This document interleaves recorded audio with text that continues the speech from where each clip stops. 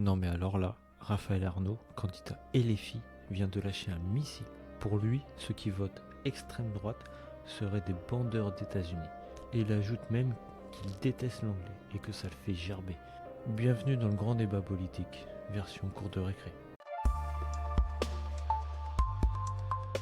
Raphaël Arnaud, figure de l'ultra-gauche et candidat LFI, s'exprime en direct. Il attaque les électeurs de droite et associe leur vote à une admiration pour les États-Unis. Il décrit même comme une culture déchéante. Le problème dans tout ça, il ne parle même plus des idées, il attaque que les gens. Puissance étrangère qui a réussi à s'imposer, qui a réussi à, on peut le dire, à grand remplacer en partie notre façon de manger, notre façon de nourrir, la langue, qui a réussi à imposer une bataille culturelle dans notre pays. Ben, c'est les États-Unis, les frères.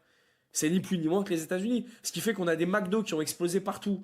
Ce qui fait qu'on a une malbouffe comme ça qui s'est introduite partout. C'est aussi, en l'occurrence, à cause de l'impérialisme américain. C'est juste fou pour des gens qui se prétendent patriotes de se mettre à ramper devant les États-Unis. Non, moi, je suis Non mais genre toi tu vas pas au McDo toi. je suis amoureux des bons produits de l'agriculture, en l'occurrence méditerranéenne, mais pas que. Je suis amoureux d'un certain savoir-vivre culinaire, culturel, etc. Je kiffe la baguette aussi. Enfin voilà, c'est tant mieux d'ailleurs que les gens kiffent la baguette, le fromage, etc. Que les gens se fassent plaisir et tant mieux qu'on perpétue ça.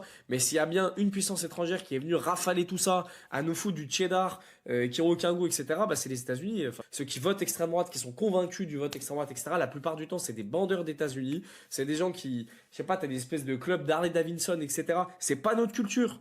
Enfin, je veux dire, ça vient d'un autre continent, c'est une espèce de culture déchirante. Là, franchement, je vous mens pas, Non mais insulter ceux qui votent différemment, c'est toujours plus simple que d'argumenter. Mais en politique, mépriser les électeurs, c'est perdre leur respect et leur voix. Et en plus, il est là à te parler de culture, mais pourtant même Macron il dit qu'il n'y a pas de culture française. Donc, mais de quoi tu parles? C'est quoi la culture? Alors explique-nous. Vous voyez, ce discours, il illustre un problème beaucoup plus large à LFI. On ne débat plus des idées, on diabolise l'adversaire. On n'est plus là en train de défendre un projet, on insulte les électeurs d'en face. C'est ça le niveau. C'est ça le niveau du débat démocratique. Et surtout, qu'est-ce que ça montre dans le fond? Le chômage, la sécurité, le pouvoir d'achat. On préfère parler d'anglais qui font gerber plutôt que de répondre aux vrais problèmes.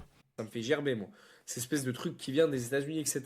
J'y arrive pas. C'est comme ça, j'y arrive pas. C'est peut-être mon côté un peu chauvin, ce que vous voulez, etc. Et que ces gens-là qui défoncent notre culture, parce que ces gens-là là, qui portent des casquettes Make Again, machin, là, j'arrive même pas à parler anglais, voilà. C'est pareil, l'anglais, je suis désolé.